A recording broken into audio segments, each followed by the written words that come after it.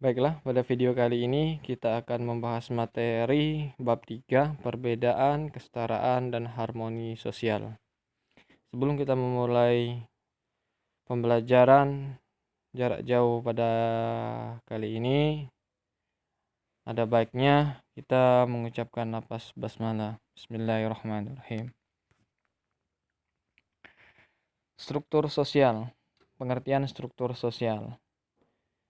William Cornbull menekankan konsep struktur sosial pada pola perilaku individu dan kelompok, yaitu pola perilaku berulang-ulang yang menciptakan hubungan antar individu dan antar kelompok dalam masyarakat. Sarjono Sukanto melihat struktur sosial sebagai sebuah hubungan timbal balik antara posisi-posisi sosial dan antara peranan-peranan sosial. Secara sederhana, dapat kita katakan bahwa struktur sosial adalah keseluruhan jalinan antar unsur-unsur sosial yang pokok, yaitu kaidah-kaidah sosial, lembaga-lembaga sosial, kelompok-kelompok sosial, dan lapisan-lapisan sosial. 2. Fungsi sosial. Mayor Polak menyatakan bahwa struktur sosial dapat berfungsi sebagai pengawas sosial, yakni sebagai penekan kemungkinan pelanggaran terhadap norma, nilai, dan peraturan kelompok atau masyarakat. Struktur sosial juga dapat berfungsi sebagai dasar untuk menanamkan disiplin sosial kelompok atau masyarakat. Bentuk struktur sosial yang ketiga, menurut Nasikum, dalam konteks Indonesia, struktur sosial dapat dilihat secara horizontal dan vertikal. Secara horizontal, struktur sosial ditandai dengan adanya kesatuan sosial berdasarkan perbedaan suku, bangsa, agama, dan adat. Sedangkan secara vertikal, struktur sosial ditandai dengan adanya kesatuan sosial berdasarkan perbedaan lapisan sosial.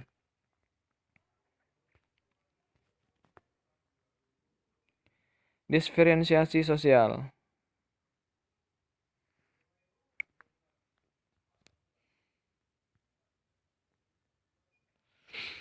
Pengertian diferensiasi sosial, salah satu bentuk struktur sosial adalah diferensiasi sosial. Menurut Kamus Sosiologi, diferensiasi sosial adalah klasifikasi atau penggolongan terhadap perbedaan-perbedaan tertentu yang biasanya sama atau sejenis.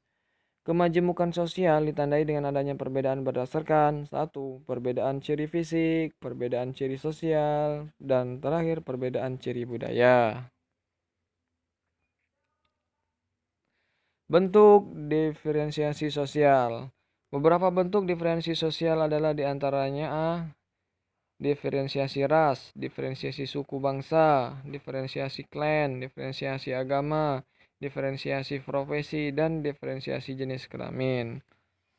Diferensiasi ras adalah kelompok manusia yang memiliki ciri fisik bawaan yang sama. Sedangkan lanjut B. Diferensiasi klan. Klan sering juga disebut kerabat, keluarga besar, atau keluarga luas. Dalam masyarakat Indonesia terdapat dua bentuk klan utama, yakni klan atas dasar garis keturunan ibu, matrilinear, dan atas dasar garis keturunan ayah, patrilinear. Stratifikasi sosial. Pengertian stratifikasi sosial, Max Weber mendefinisikan stratifikasi sosial sebagai penggolongan orang-orang yang termasuk dalam suatu sistem sosial tertentu ke dalam lapisan-lapisan hierarki menurut dimensi kekuasaan, hak istimewa, dan prestis. Pichirem A. Soroklien mendefinisikan stratifikasi sosial sebagai perbedaan penduduk atau masyarakat ke dalam kelas-kelas yang tersusun secara bertingkat hierarki. Faktor penyebab stratifikasi sosial muncul dengan sendirinya sebagai akibat dari proses yang terjadi dalam masyarakat. Faktor-faktor penyebabnya adalah kemampuan atau kepandaian, umur, fisik, jenis kelamin, sifat keaslian keanggotaan masyarakat, dan harta benda. Sifat stratifikasi sosial. Menurut Sarjono Sukanto, dilihat dari sifatnya, stratifikasi sosial dibedakan menjadi stratifikasi sosial tertutup, stratifikasi sosial terbuka, dan stratifikasi sosial campuran. Fungsi stratifikasi sosial. Pertama, distribusi hak-hak istimewa yang objektif. Kedua, menjadi sistem pertanganan pada strata yang berhubungan dengan kewibawaan dan penghargaan. Ketiga, kriteria sistem pertentangan dan persaingan. Keempat, penentu lambang-lambang simbol status atau kedudukan. Kelima, penentu tingkat mudah dan sukarnya bertukar kedudukan. Keenam, alat solidaritas di antara individu-individu atau kelompok yang menduduki sistem sosial yang sama dalam masyarakat.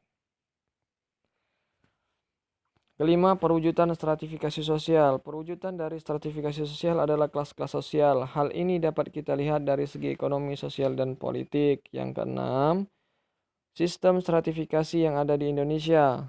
Itu yang pertama, sistem stratifikasi sosial dalam masyarakat pertanian. Kedua, sistem stratifikasi sosial dalam masyarakat feodal.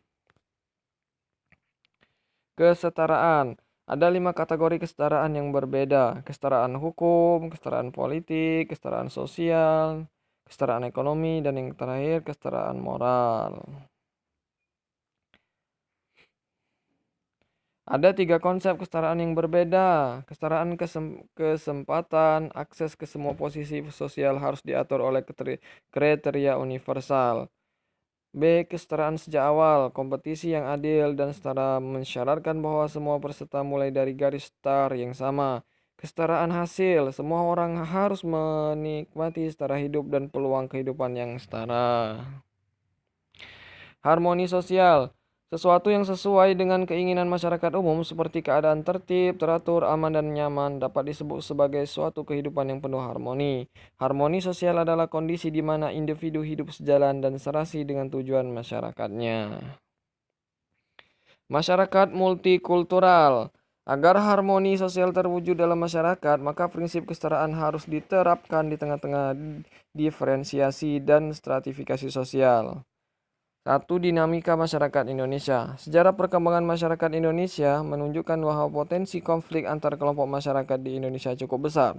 Konflik tersebut dapat disebabkan oleh beberapa faktor antara lain: pertama, harga diri dan kebanggaan kelompok terusik. Kedua, perbedaan pendirian atau sikap. Ketiga, perbedaan kebudayaan yang dimiliki setiap etnis. Keempat, benturan kepentingan politik, ekonomi, dan kekuasaan.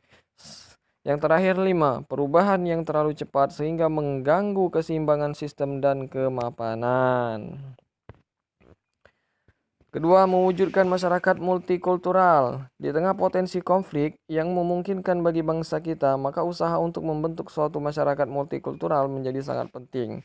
Secara sederhana, masyarakat multikultural dapat dimengerti sebagai masyarakat yang terdiri atas beragam kelompok sosial, dengan sistem norma dan kebudayaan yang berbeda-beda. Ketiga, faktor-faktor yang mempengaruhi perlunya masyarakat multikultural. Menurut Tilar, sekurang-kurangnya ada 3 hal yang mendorong perkembangan pesatnya pemikiran multikulturalisme, yaitu HAM, globalisasi, dan demokratisasi. Keempat, manfaat masyarakat multikultural. Pertama, melalui hubungan yang harmonis antar masyarakat dapat digali kearifan budaya yang dimiliki oleh setiap budaya. Kedua, memunculkan penghargaan terhadap budaya lain sehingga muncul sikap toleransi. Ketiga, menjadi benteng pertahanan terhadap ancaman yang timbul dari budaya kapital. Keempat, menjadi alat untuk membina dunia yang aman dan sejahtera. Dan yang kelima, mengajarkan suatu pandangan bahwa kebenaran itu tidak dimonopoli oleh satu orang atau kelompok saja.